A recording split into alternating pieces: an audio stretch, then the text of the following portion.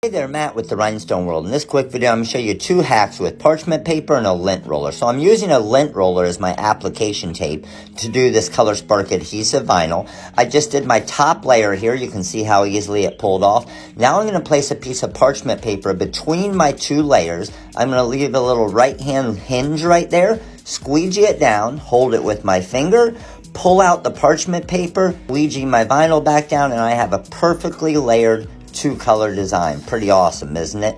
Now, I'm going to go ahead and apply this to my tumbler. I'm going to use the parchment paper again, so only half of my adhesive is showing. Drop it perfectly onto my tumbler there in a straight line. Pull off the actual lint roller, and I have a perfect decal ready to sell to my customer. Now, this is our ColorSpark color changing adhesive vinyl, dragon fruit, pink to purple. So when the cold water hits it, it turns to that purple, and your customer will be amazed.